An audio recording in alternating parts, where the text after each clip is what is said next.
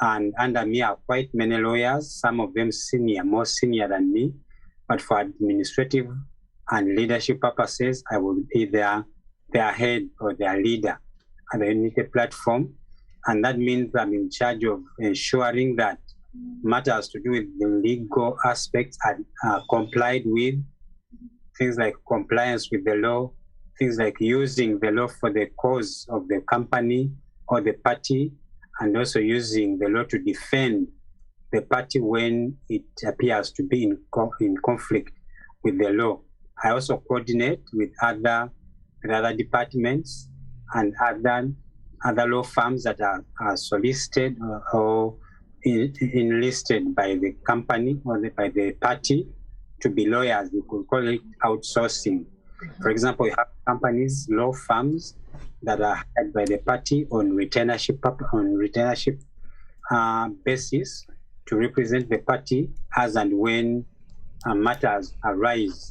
So that's what I also coordinate, plus individual lawyers, because largely the lawyers that represent the party in courts of law and other legal fora are more or less on a voluntary basis, though once in a while we get payments for particular services, but largely many of the matters that we handle are handled on a voluntary basis. That means you're going to look for lawyers that are willing to work for less or even for no pay in some of the cases that we are handling. So basically that is what I am to the National Unity Platform.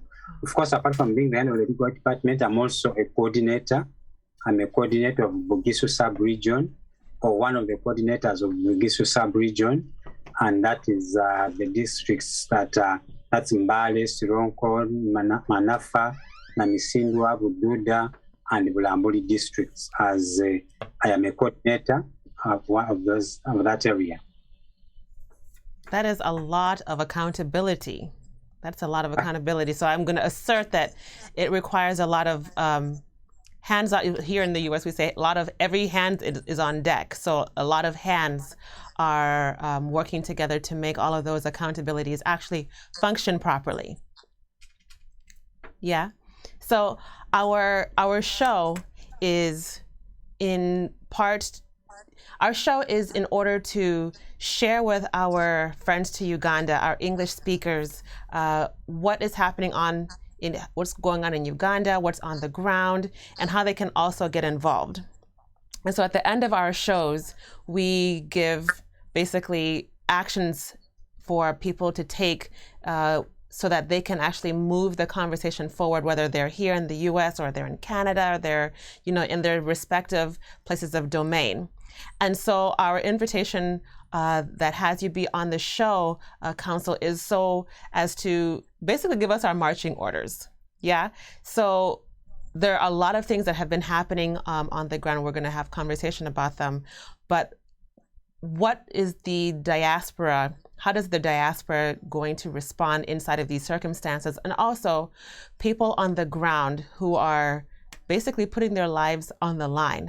What is our action steps to take in regards to what's been happening? So as of late, we've been seeing a lot of Islamophobia in response to the bombings that happened in Kampala about 2 weeks back. There's a lot of Islamophobia. There's been a lot of conversation that, ISIS is now in Uganda, the ISIS is in the Congo.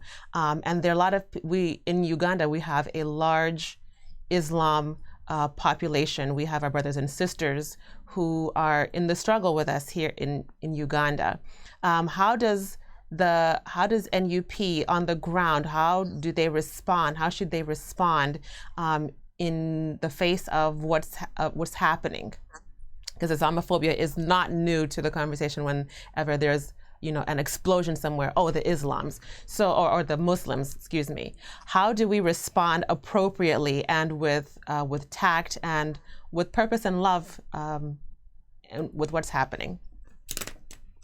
Well, thank you. Thank you so much. First of all, I would believe that as the National Unity Platform and as any change-seeking Ugandan, the first step, in my opinion, will be to enlighten the people about what you've called Islamophobia is to try and bring in information that contradicts the regime information, because the regime will always give information according to where they want to direct the narrative. They will send information out there according to what suits them and keeps them in the drive.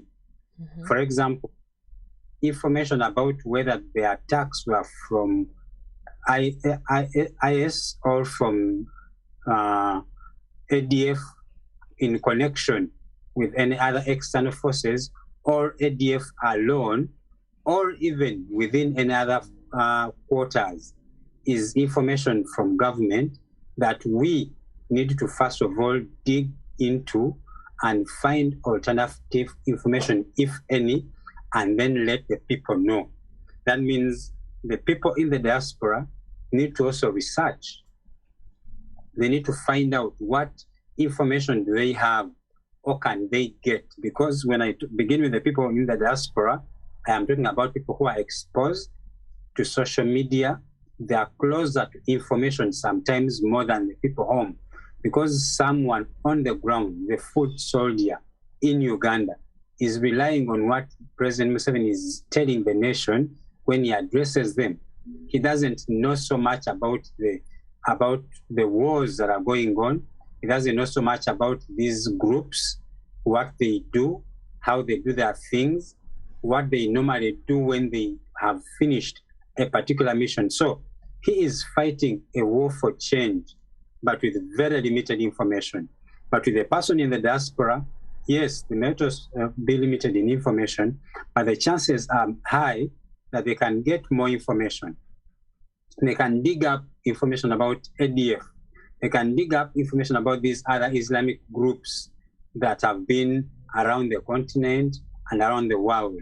And based on what they have found out, they can even have a special team just for that. And once they have that information, work with the local people or with the local administration or leadership of NUP or the change-seeking forces on the ground to disseminate that information onto the last person. So that when you tell them that this is what we are going to do in order for us to bring change, this person knows why they are going to do this and how they can do it. So the beginning point is about information. The second point is about putting our people together to let them know that no matter what the bomb blasts have done to Uganda, the bottom line is it is time for change. The fact that we were attacked by bombs last week or the 2 weeks that passed does not in any way vitiate the cause for change that we began so many years, so many months before these bombings happened. There's nothing new that has changed. That is something that also needs to be taken to the people by the leadership in Kampala and by the people in the diaspora. Then number 3, you're asking how should we move? How should the diaspora help the people? 1, I've said, gather information, pass it on to Ugandans. 2, continue with the demonstrations. The demonstrations are good, but they should also be guided. They should also be directed to a particular end.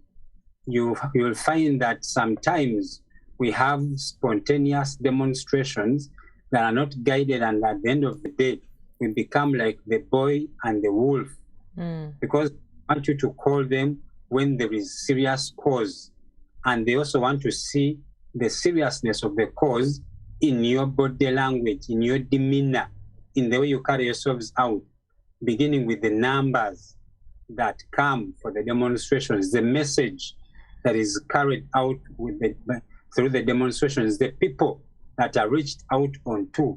If you say you're going to gather at a particular building, the physical gathering is important as regards numbers, the message on the placards, but there's also the behind door activities like reaching offices that we think are influential, offices that we think can press a button and Kampala as a city or as a government can hear or feel something. So that's also very important. Needless to mention the fact of financing. That is That is almost always number one. That soldiers on the ground, the people in Kampala, have the energy, they have the zeal, they have the commitment, but the means to sustain themselves in the struggle are sometimes, actually all the time, limited. That means the diaspora has that duty, if they can, to fill that gap as and when they can, in addition to looking to other organizations, other political parties that are like thinking, and other forms of fundraising. Briefly, I believe that's what can be done.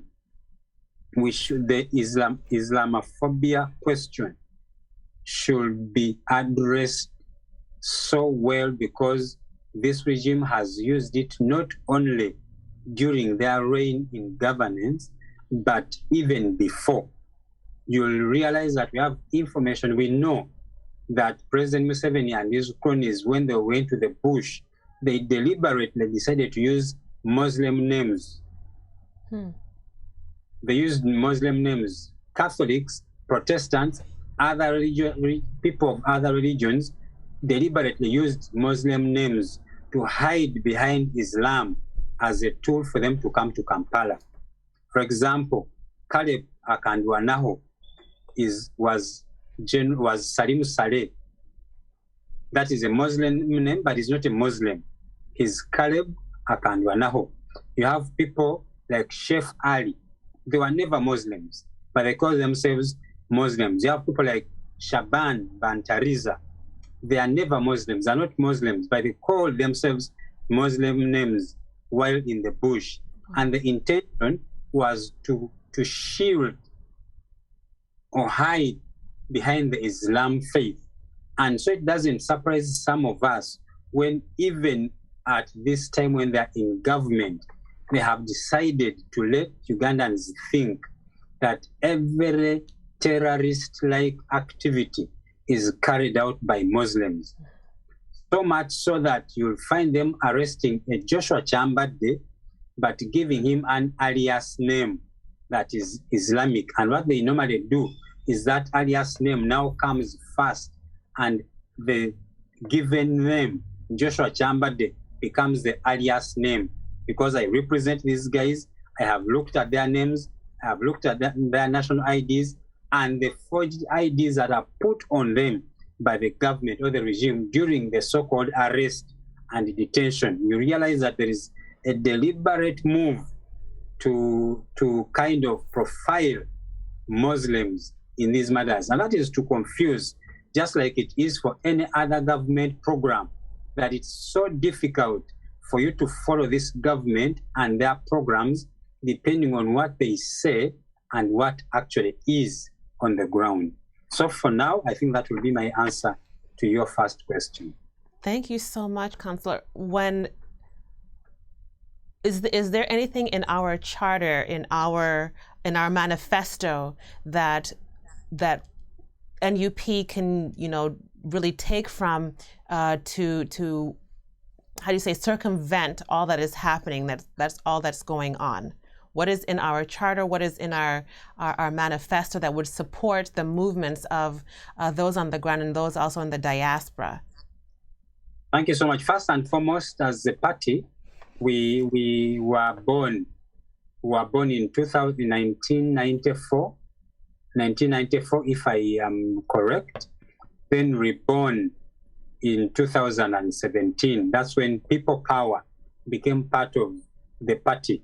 Previously, it was called the National Reconciliation and National Unity Reconciliation and Development Party, NURP. And the people at the time were looking at a political party because the door had just opened for political parties at the time. So everyone was running up and forming a political party for whatever reason they have. But if you look at the Constitution, as it was registered then, it basically was of an ideal political party trying to take political leadership of the country from levels moving up, downwards to the grassroots. But you read from their constitution at the time that their ambitions were not so high. They did not really think at the time that they could even test the presidency or parliamentary seats So they just said things about presidency and parliamentary leadership haphazardly. They were a bit passive in being direct on how they should take over the presidency and how they should take over the leadership of the country. When it comes to the people living in the diaspora, they still mention something, but still passively. For example, they provide that during the delegates conference, there shall be a delegate representing people from the diaspora in the quorum that will sit in that. And that's all they mention. They don't show the importance, the functions, the duties, the obligations of the people living in the diaspora. Now, in 2017, when people power was at its height, it was heading into the 2021 elections. So we needed a political vehicle to transport our political ambitions in our quest for change. So we landed on the National Unity, Reconciliation and Development Party. And we had a memorandum of understanding with them. We agreed that we incorporate people power, or people power leadership and membership takes over and becomes part of the National Unity Platform. Yes, of the National Unity, Reconciliation and Development Party. So a delegates conference had to be held, which was held. Recommendations or resolutions were passed, and everything that required a political party to change names and change leadership was done and registered with the Electoral Commission. So at that point, the National Unity and Development Party became the National Unity Platform. And through resolutions, party resolutions from the delegates' conferences or meetings, Kyagulanyi and his team were elected to the positions they held or they hold. Kyagulanyi as president, then the Joel Sunyenyi as spokesperson, we have Lewis Rungwe as Secretary General, we have Nyanzi chairman, by then I think was National Mobilizer. Every office that was relevant at the time was filled. So it became a fully fledged political party.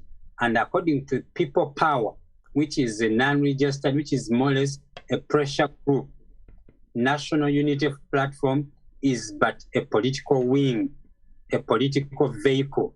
Now, the manifesto, when you talk about a manifesto, we cannot talk of the manifesto that we released in December 2020 in preparation for the elections, November or December. So whatever we said in the manifesto is within the laws of Uganda and is guided by the laws of Uganda.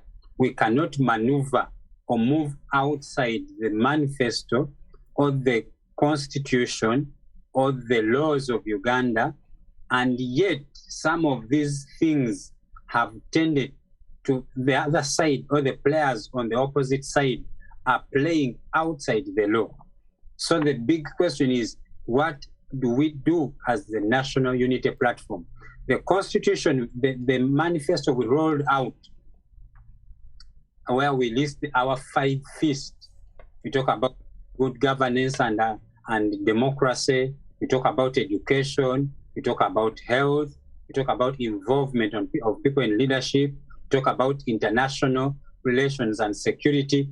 All those good things and programs that we were prepared to deliver to the Ugandans were on the backdrop that we would win and actually be declared or allowed to enjoy the win of the election. But that did not happen. So when we were denied the victory in broad robbery style, as it happened, the question becomes, are we going to pursue the manifesto, for example? Because in the manifesto, we have done everything. Under the Constitution, we have done everything.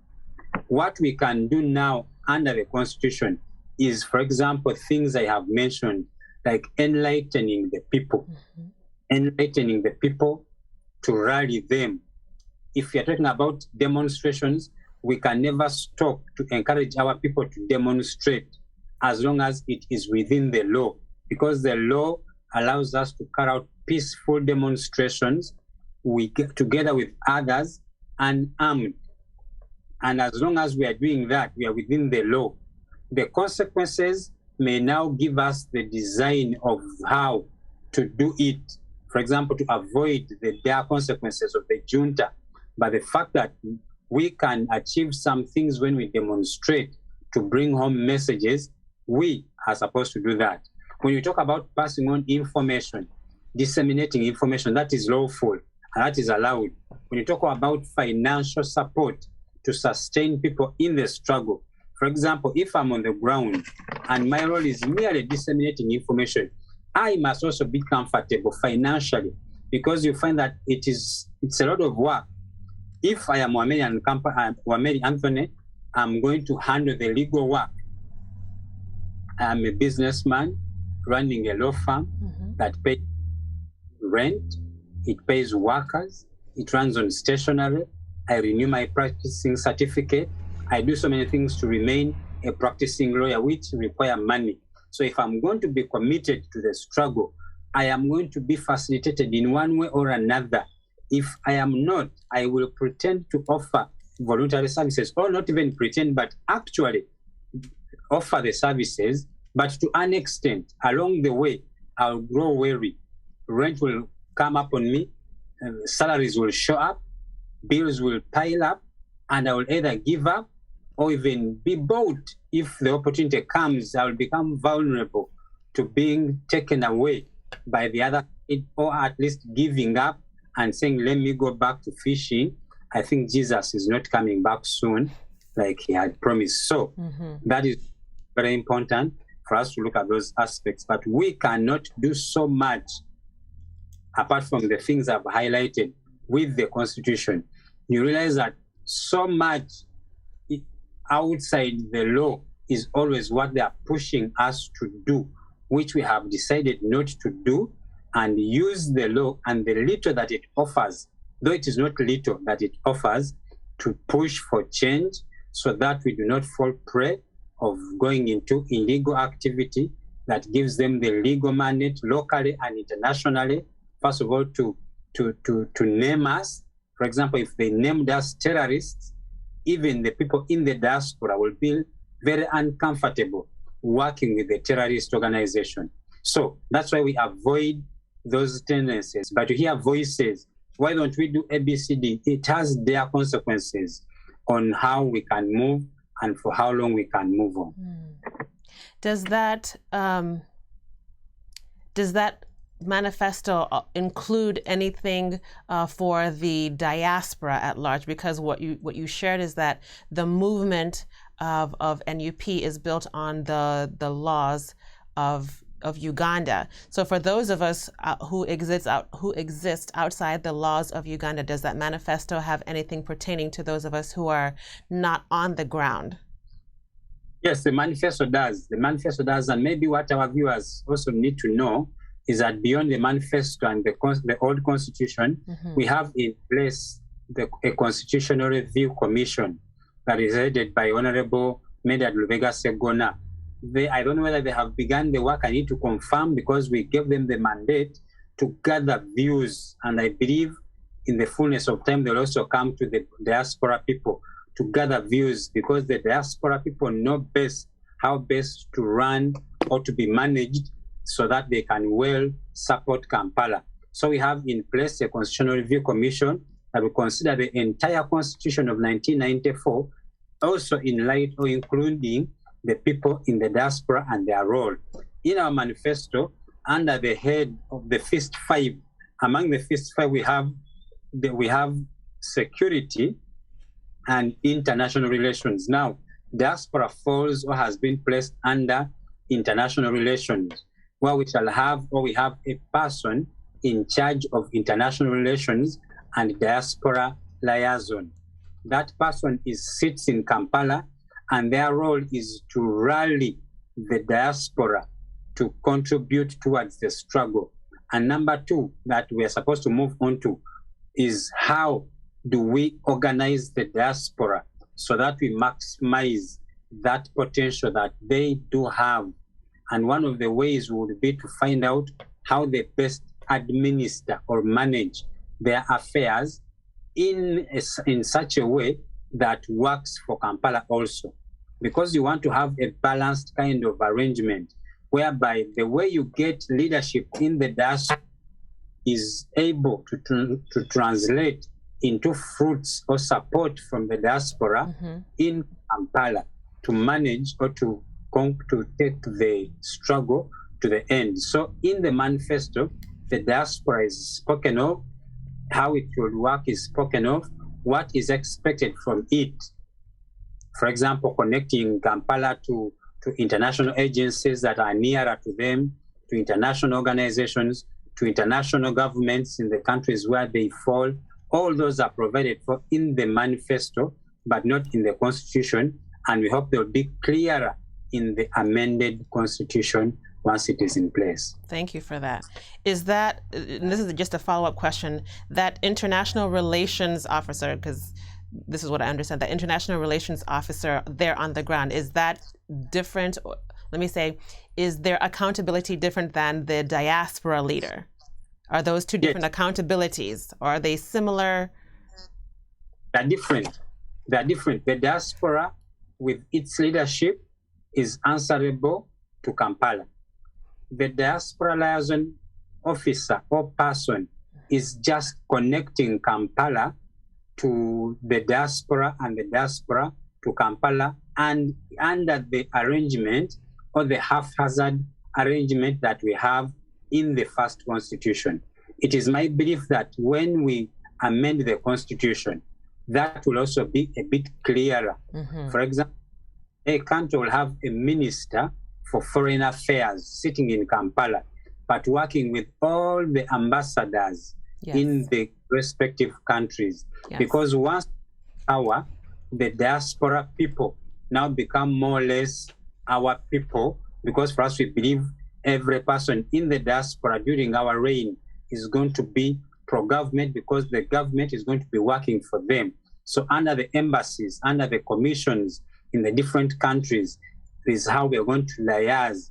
So in other words, we are saying we have one ambassador for the entire diaspora, but once we come into power, we shall have respective ambassadors. But as for now, the leaders of the respective, for example, chapters in the diaspora become more or less the ambassadors of NUP in those particular chapters. Ideally, it would have meant that we send someone from Kampala to come and live in that particular chapter of the diaspora, to be a connection between that chapter and Kampala, which is practically not possible. So we take it that we have only one person that is rallying all these, coordinating all these chapters or the entire diaspora with Kampala, so that we can have the clearer and thinner line of communication, that we don't have so many communications from different chapters, from different countries flowing into Kampala. I hope that answers your question. Absolutely, it does. In the amended constitution. Thank you for that. It absolutely does answer the question. It answers the question of structures, and what the Secretariat has in regards to, are there structures? What are the different lines of communication? Are there people ready in place to take on different assignments that would further move along and support the Secretariat, and a possible shadow government for when we do take office? Like, is there a shadow government? So it's really wonderful that you articulated all of this and shared all of this with us, and that we want to know, like, if it happens tonight, if it happens tomorrow, is there a plan ready in place with players ready to hit the ground running? So thank you for sharing that with us. We want to move on to the second portion of our conversation. So about two or 3 weeks back, we shared here on our show about the Uganda's $200 million loan agreement that they signed with Exim Bank, which is a bank in China, in order to upgrade Entebbe Airport. And so this week we learned that part of the loan agreement that Uganda signed, there were some clauses in there that were not, of course, favorable to Uganda. And this week we learned that Entebbe Airport, the only international airport in Uganda, was relinquished to China. And so I asked this question to our comrade, Dr. Ali Mahdi. So I'm going to ask you the same question as well. Are we seeing a pathway of recolonialization of Uganda by China? And is this going to be an economically exploitive relationship? You know, Uganda signed $200 million loan agreement. There were clauses that were in the agreement. Uganda still signed, and now, you know, the airport, which was not and is not covered by the sovereignty of Uganda, has been relinquished. Are we to expect more, I guess, titles of Uganda being relinquished because of this loan agreement? And from a legal perspective, how does, you know, NUP as a party, how do we respond? We'll start there. Thank you. First and foremost, we need to know, our viewers need to know that this is just one of the so many scandals that we have had in our country. First and foremost, we have told people the reason NUP is here, the reason many people in people power are here, is that it has been the policy, the deliberate policy of the government to do things that benefit or sustain its staying power as against benefiting Ugandans, that whatever is being done, whatever is being planned by the regime is driven to retaining power. Even when they talk about security, they hoodwink Ugandans into thinking that they're talking about the security of a Ugandan. They do not tell them the truth, that we are talking about security of the regime, because there is a difference between security and peace. Mm-hmm. What Uganda need is peace. Can they be peaceful in their homes? Can they have economic peace? Can they, if you talk of security, they will, once you talk of security and you talk of guns, you talk of Air Force, aircraft, rather, you talk about war, basically. You're not talking about an individual, you're talking about your government avoiding to be overthrown, ensuring that it is longevity in power. So when it comes to such economic decisions, so many decisions have been made, and erroneously, not even erroneously, they're deliberate, but they hurt Ugandans because the regime just does not care about Ugandans as long as it survives. I'll give you an example. Mm-hmm. Uganda Railways was given away free of charge almost. Uganda Commercial Bank, a bank that was almost in every district of Uganda, helping the local farmers to finance their agriculture, was given away almost free of charge. And then the same regime talks about modernization and the development of agriculture. Talk about the lake. Ugandans from since time immemorial fished in that lake, and the lake was self-reproducing as regards fish, that you can never, or you could never outfish Lake Victoria. Yes. Because even the fishermen knew how to fish seasonally.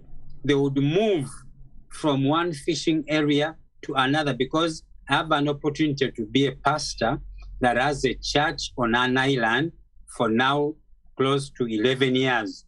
I know how the islanders lived and how they live now.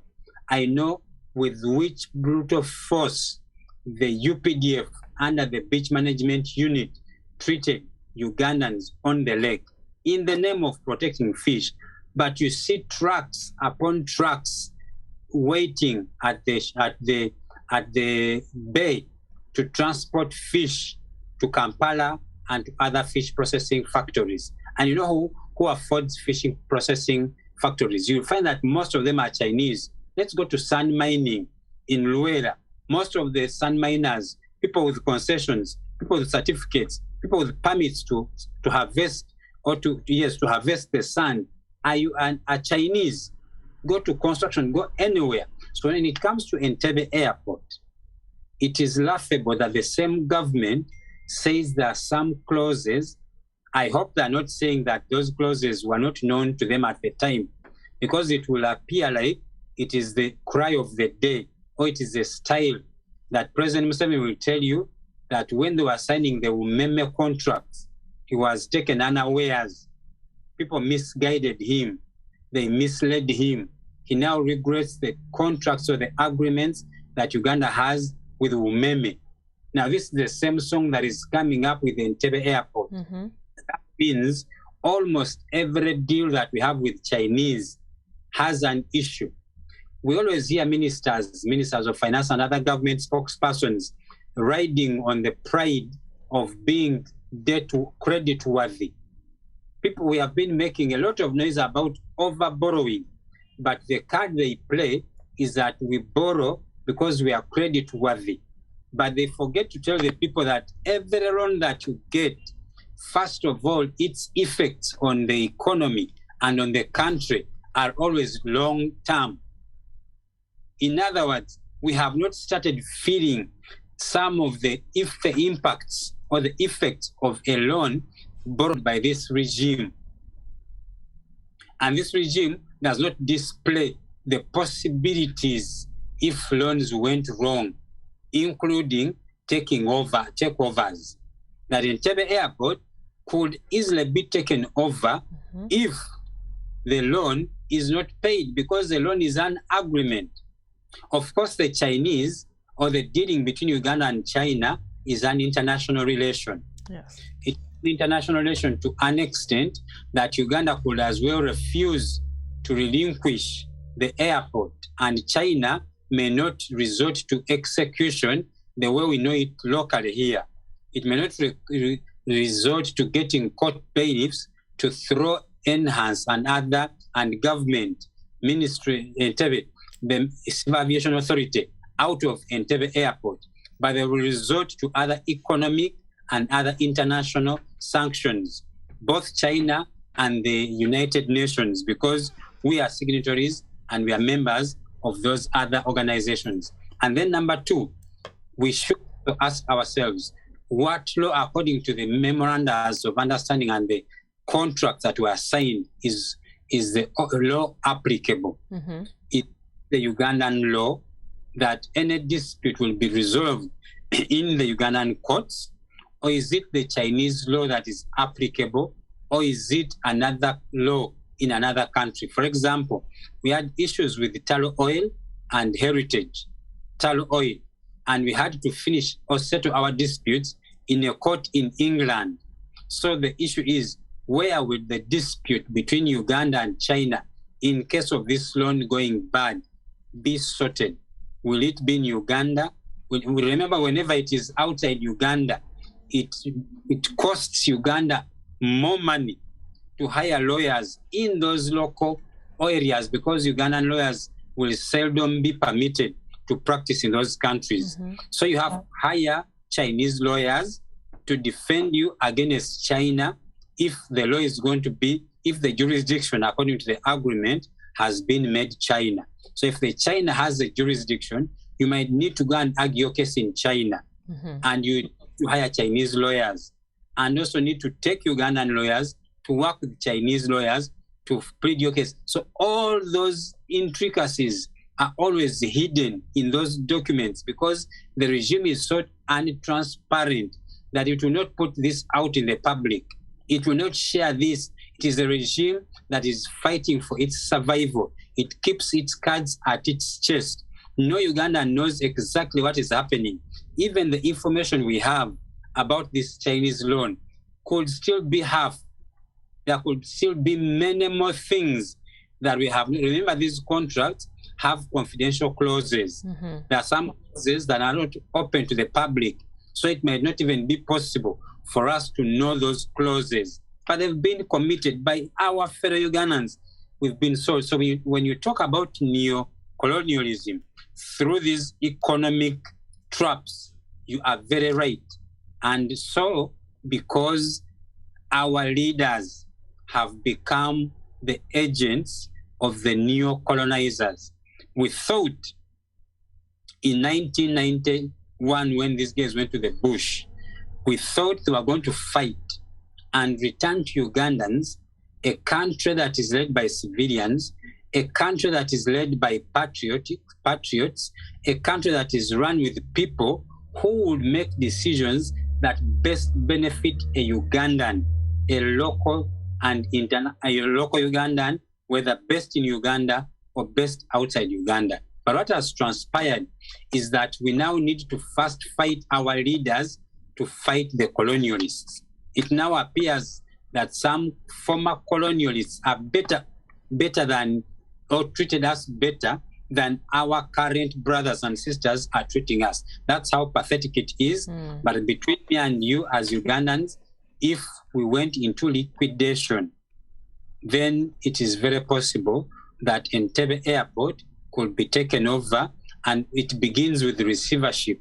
Because if there is receivership, then it means the interim management of the airport will be given or handed over to a third party or a neutral person, after which the court will make a decision.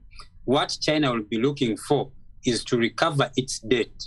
And once it realizes that Uganda cannot pay the debt, it will go in for liquidation, and it will be pushing that it takes over the airport, either to sell it and pay its debts, or sell the assets of the airport to pay its debts, or manage the airport in such a way that it recoups its debt and then returns the airport to Uganda.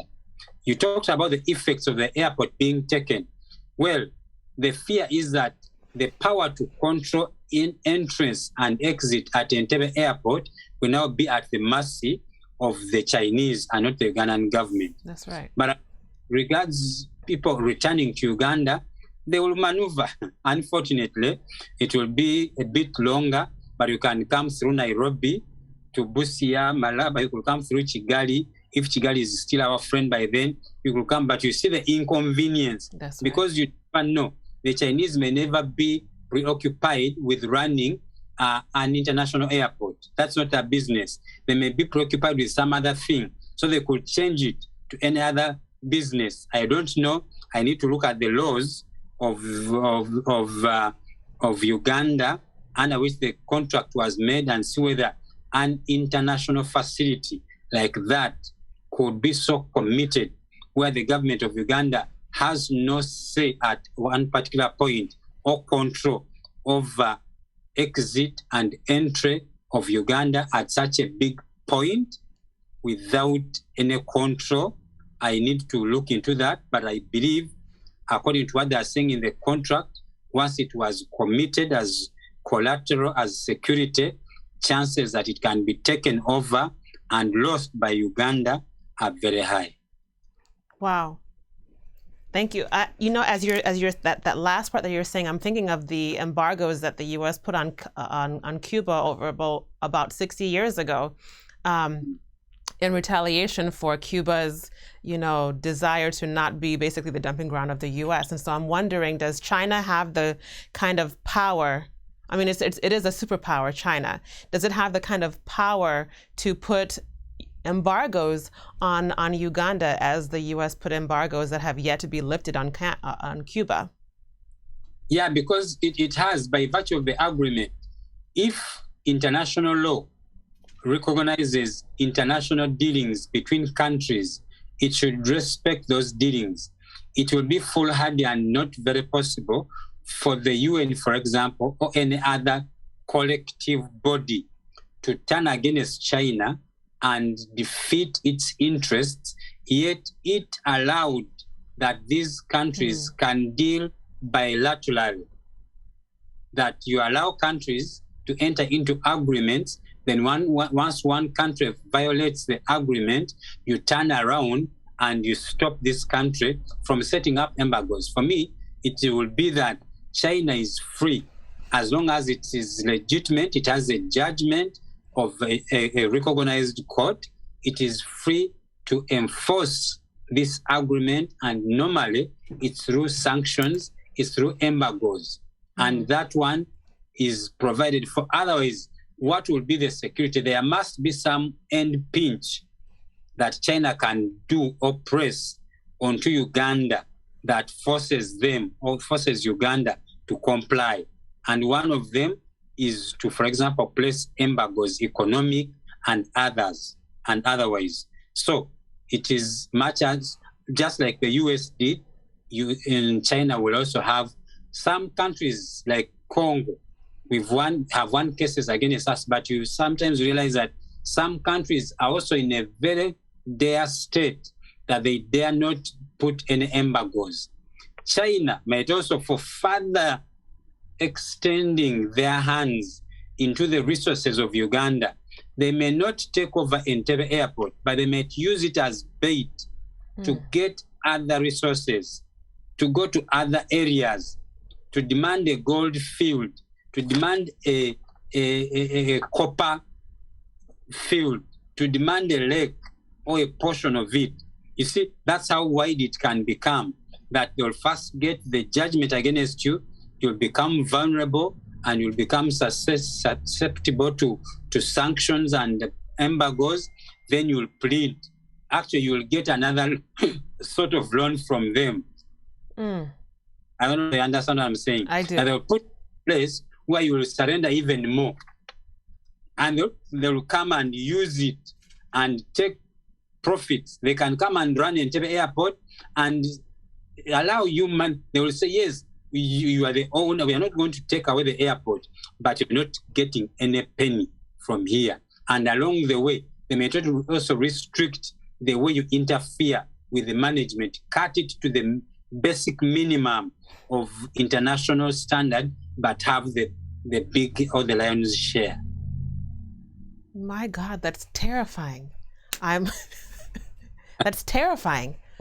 Because Uganda is already on its knees. We're already on our knees with the way that Museveni has dragged Uganda basically into hell. And now you have possible, sanctions from a superpower, and all the things that you just described. It's terrifying. It's terrifying. Is there a way, and I think you spoke about this a little bit earlier, how can we mitigate the impacts that this, a possible liquidation would do to us? Because right now it looks like, right now as we're talking about geopolitical movements, this week President Biden and Secretary of State Blinken, we're looking at, getting into Congo, where there's the largest cobalt mine, one of the largest cobalt mines in the world, and there's ISIS there. Yeah, and so there's who else but to go to Congo to help fight for U.S. interests than Museveni, our old buddy. So with all of this tug of war going on with Congo, and then possible liquidation of assets, and Ugandan sovereignty with China, it's a big setup for I would say even a World War III. So what do we do? What do we do? First of all, when it comes to the Entebbe Airport saga, the best way out will be to get the money and pay, because this is a debt. This is a debt that someone has failed to pay, but you can't even talk about realizing money. It's very possible if the regime changes. If we get a regime that is managing Uganda well, Uganda has the potential to even immediately begin paying off this particular loan if it's one of the worst of the loans that we have, and then manage the payment process of other loans in the future. Because we have the resources. We have so much here in Uganda. The challenge is the management. All the assets I've been talking about, they called them liabilities and sold them as liabilities, but they were selling off assets. Uganda Railways could have never been a liability. Yeah. In the properties they had all over the country, Uganda Commercial Bank couldn't have been a liability. It couldn't. It was so. First thing is, if we don't change the leadership, we are just going to watch as this Titanic sinks. We can watch and be amazed, but there is nothing much that can be done as long as business is being managed by the current regime. They brought us here. If we allow them any further, they will take us further. Because right now, they are in the thick of things. They are committing themselves to US in the Congo, like you're saying. They are committing themselves to China, who is not a friend or a brother of the United States. They are meeting Ugandans amongst so many antagonistic relationships that at the end of the day, we don't even know where to fall. Should we learn Chinese? Probably that's why they were teaching, or they are pushing. They allowed under the Uganda Curriculum Development Center Chinese to be one of the languages to be taught. Who knows? All those are coming because of the pressures. You go to China to borrow money, you take Entebbe Airport, but they also force you to teach Chinese because they know that Uganda is going to be their second country. It's going to be their second place, and they will not carry Uganda away because of its resources that are in the ground largely. They will bring Chinese here, and they want the Ugandans here to be able to communicate with the Chinese to make sure that they help the Chinese to carry the minerals, processed or otherwise, or the profits out of Uganda. So when we look at these things, that's why as NUP, our stand is that if you have not changed the regime, don't talk of how best anything can be done under this regime. Change the regime, go back to the drawing board, look at, expose all these loans. You may find that the Entebbe Airport loan is not the worst. You may find that the Lake Victoria loan is the worst. You may find that there are other loans that are terrible. They are stinking. They've just not popped up. They are hidden down there. Government is sitting on them. And I've told you this is a government that is surviving by the day. It's doing everything wicked or otherwise to survive. So what they have done in the name of survival, some of it we cannot tell until they are out and the carpets are open. So with this regime, there is nothing much. One would say, pay your loans, renegotiate, redeem the airport, manage your finances well, because most of these loans that we have borrowed were not necessary. If it wasn't for sustaining a regime, there are some warfare plans that would not be necessary, much as someone will come and argue for warfare planes, for bullets, for guns, for warfare material generally. They will argue for that. But the people arguing for that have Ugandans being mortgaged away, have Ugandans dying of poverty, dying of diseases, dying of hunger in Uganda. It should not be heard that anyone is suffering from hunger, or a portion of Uganda is suffering from famine, because we produce year in, year out. Our climate, our geographical location, our comparative advantage, our competitive advantage is always in our favor. But the management of these processes and these other things is the challenge. So my first take to you is that let's first deal with the top, with the management of the country. Other things can always be dealt with.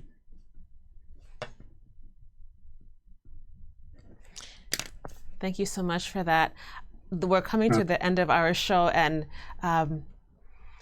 At the end of each show, we give our viewers action plans, literal, measurable actions to take for maybe that week. And it may be contacting your local leadership, your local leaders, your senators, your representatives, your mayors in whatever location of the world that you're in, so as to move the conversation forward. The Magnitsky Act is still on the table.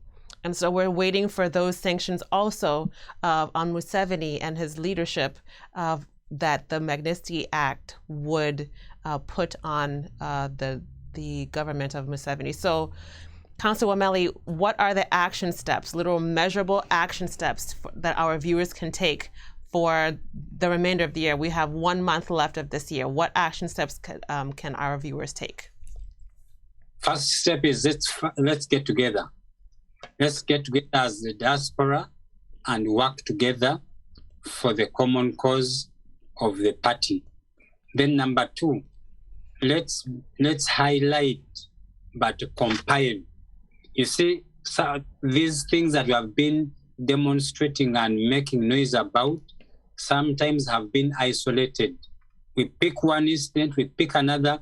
Can we have a compilation of all of them and present them somewhere in whichever office that is relevant in a compendium kind of form? And we can even highlight and table them. We have the economic, we have the political, we have the human rights aspects, we have the governance or abuse of governance and office. Let's have all the issues that we have against the regime from the time we started up to now in one compendium. And let's present that. Then number 3 is let's follow up on what we have presented before. Because I have been able to deal with the United Nations Office of the Human Rights Commission in Kampala. And one of the ways they advise is that once you raise complaints, you keep following up. They will not tell you that we have talked to the other party, because this is a government dealing with the government, but sure have contacted them. So the more you push on what you posted or what you filed or what you presented, the more they will push the other side. So there is always a push this side that is not visible, but is actually happening. The other side, 1, let's be united under good leadership. Number 2, let's compile. I don't know whether we've done that, but if we have not, let's have a compilation, a compendium of all the issues that we have against this government. Then number 3, let's present them to every office that we believe is relevant. Number 4 may not be connected to dealing with the government here, but number 4, I have said, let's get information about the goings on in Kampala, especially the bombings and these other pieces of information that we are putting up. Many people in the diaspora are able to find out about other agreements where Uganda has committed itself and compile that also as information and also disseminate it to the Ugandans. Let Ugandans know. I don't know how we are going to do this, but let Ugandans know beyond mere hearing from news that Entebbe Airport is going, that this other facility will go. Let them not only know, but let them continually hear about this for at least a period long enough for them to be fed up and say we have to do something. It may take a month, may take a year, may take a long period, but let's also compile information about such related cases of Uganda being mortgaged, prepare information for the diaspora and the international community, but also prepare information for the locals in Uganda, the foot soldiers. I think that's what I will give as for myself. Thank you so much. We don't have time to take callers, our viewers' calls, but we would love to invite you back to our show. You're always very welcome. And thank you for being on the show. Thank you for all that you've shared and taught us. A lot of our a lot of our show is, to educate, those who are not on the ground, those who are not familiar with what our plight is, with what our struggle is. And so I just want to say thank you for, really bringing to task all that's really happening, and also educating our viewers, and because education is power. So thank you again for that. And you're always very welcome. I want to say thank you to our viewers, those who consistently and persistently are with us when we are on. We apologize for not being on every single week, but thank you for sticking with us and for your consistency, and also for your deliberations. We read all of the comments in the comments of our videos, and your engagement is very pivotal to the success of this show. And also, we want to thank you for protesting wherever you watch this show, wherever you are on the ground, really fighting for democracy, fighting for justice, fighting for righteousness. We want to say thank you for putting your lives at stake in however way that looks. Again, my name is Judy Bukenya. I want to say thank you to our producer, our visual arts, and our whole team. Again, on behalf of David Chirabida, who is, absent but present in heart and spirit, I would say thank you for watching the show. My name is Judy Bukenya. Have a fabulous week. Good night. Good night.